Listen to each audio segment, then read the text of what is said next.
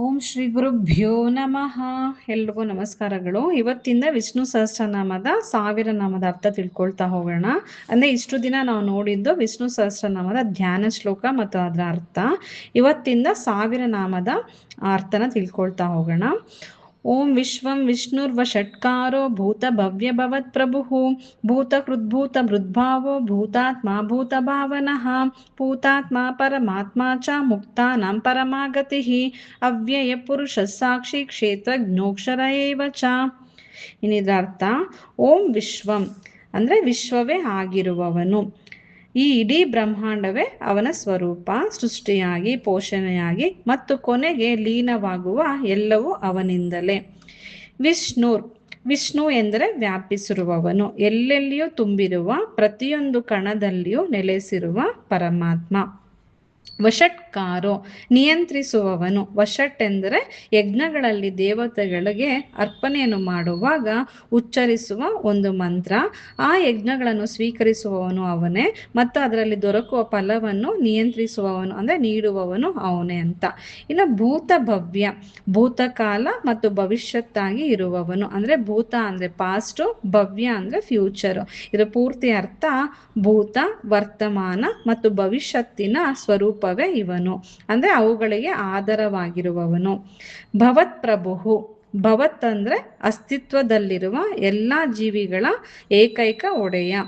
ಭೂತಕೃತ್ ಸಮಸ್ತ ಚರಾಚರ ಜೀವಿಗಳನ್ನು ಸೃಷ್ಟಿ ಮಾಡುವವನು, ಅಂದ್ರೆ ಈ ಸೃಷ್ಟಿಯ ಕಾರ್ಯವನ್ನು ನಿರಂತರವಾಗಿ ಮಾಡುವವನು. ಇನ್ನು ಭೂತಭೃತ್ ಸೃಷ್ಟಿಸಿದ ಜೀವಿಗಳನ್ನು ಪೋಷಿಸುವವನು. ಭಾವ ಅಂದ್ರೆ ಶುದ್ಧವಾದ ಅಥವಾ ಎಲ್ಲ ವಸ್ತುಗಳಲ್ಲಿ ಇರುವವನು. ಭೂತಾತ್ಮ ಎಲ್ಲ ಪ್ರಾಣಿಗಳಲ್ಲಿ ಮತ್ತು ಸಕಲ ವಸ್ತುಗಳಲ್ಲಿ ಆತ್ಮನಾಗಿ ಮತ್ತು ಸೂಕ್ಷ್ಮ ಚೈತನ್ಯವಾಗಿ ಇರುವವನು. ಭೂತ ಭಾವನಃ ಸಕಲ ಜೀವಿಗಳನ್ನು ಹುಟ್ಟಿಸುವವನು ಮತ್ತು ಪೋಷಿಸುವವನು. ಇನ್ನು 2 ಲೈನು, ನೆಕ್ಸ್ಟ್ 2 ಲೈನ್ಸು. ಭೂತಾತ್ಮ ಅಂದ್ರೆ ಶುದ್ಧವಾದ ಆತ್ಮವನ್ನು ಹೊಂದಿದವನು. ಪರಮಾತ್ಮ ಚ ಇವನೇ ಎಲ್ಲ ಆತ್ಮಗಳಿಗೆ ಮೂಲ. ಮುಕ್ತಾನ ಪರಮಾಗತಿ ಸಂಸಾರದ ಬಂಧನದಿಂದ ಬಿಡುಗಡೆ ಹೊಂದಲು ತಲುಪಬೇಕಾದ ಕೊನೆಯ ಆಶ್ರಯ ಇವನೇ ಅಂತ. ಇನ್ನು ಅವ್ಯಯ ನಾಶವಿಲ್ಲದವನು. ಪುರುಷ ಎಲ್ಲ ಜೀವಿಗಳ ಹೃದಯದಲ್ಲಿ ವಾಸಿಸುವ ಮೂಲ ಪುರುಷನು.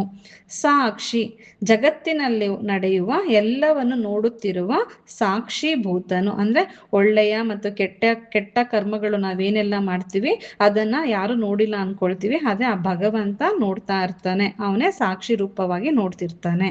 ಕ್ಷೇತ್ರಜ್ಞ, ಕ್ಷೇತ್ರ ಅಂದ್ರೆ ಈ ನಮ್ಮ ದೇಹ, ಈ ದೇಹವನ್ನು ಅಂದ್ರೆ ಅದರಲ್ಲಿರುವ ಆತ್ಮ ಮತ್ತು ಮನಸ್ಸಿನ ಸ್ಥಿತಿಯನ್ನು ತಿಳಿದಿರುವವನು. ಅಕ್ಷರ ಅಂದ್ರೆ ನಾಶರಹಿತನು, ಅಂದ್ರೆ ಸ್ಥಿರವಾಗಿರುವವನು. ಏವಚ ಆರಂಭವನ್ನು ಸೂಚಿಸುತ್ತದೆ ಅಂತ. ಇನ್ನು ಈ ಶ್ಲೋಕ ಅರ್ಥ ತಿಳ್ಕೊಂಡ್ವಿ. ಈಗ ಶ್ಲೋಕನ ಕಲಿಯನ್ವಾ. ಓಂ ವಿಶ್ವಂ ವಿಷ್ಣುರ್ವಷಟ್ಕಾರೋ ಭೂತ ಭವ್ಯ ಭವತ್ ಪ್ರಭುಃ.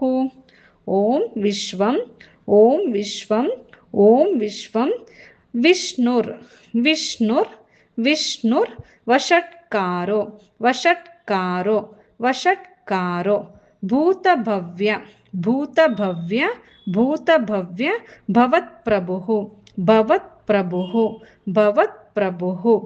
ಭೂತ ಕೃದ್ಭೂತ ಭೂತ ಕೃದ್ಭೂತ ಭೂತ ಕೃದ್ಭೂತ, ಅಲ್ಲಿ ದು ಕೆಳಗಡೆ ಬಾ ಬರಬೇಕು. ಕೃದ್ಭೂತ ಕೃದ್ಭೂತ ಭೂತ ಕೃದ್ಭೂತ ಬೃದ್ಭಾವೋ ಬೃದ್ಭಾವೋ, ಮತ್ತೆ ದಾ ಕೆಳಗಡೆ ಭಾವತ್ತು ಬೃದ್ಭಾವೋ ಭೂತ ಕೃದ್ಭೂತ ಬೃದ್ಭಾವೋ ಭೂತಾತ್ಮ ಭೂತಾತ್ಮ ಭೂತಾತ್ಮ ಭೂತ ಭಾವನಃ ಭೂತ ಭಾವನಃ ಭೂತ ಭಾವನಃ. 2 ಲೈನ್ ಹೇಳಲ್ವಾ. ಓಂ ವಿಶ್ವಂ ವಿಷ್ಣುರ್ವಷಟ್ಕಾರೋ ಭೂತ ಭವ್ಯ ಭವತ್ ಪ್ರಭುಃ ಭೂತ ಕೃದ್ಭೂತ ಬೃದ್ಭಾವೋ ಭೂತಾತ್ಮ ಭೂತ ಭಾವನಃ. Next line.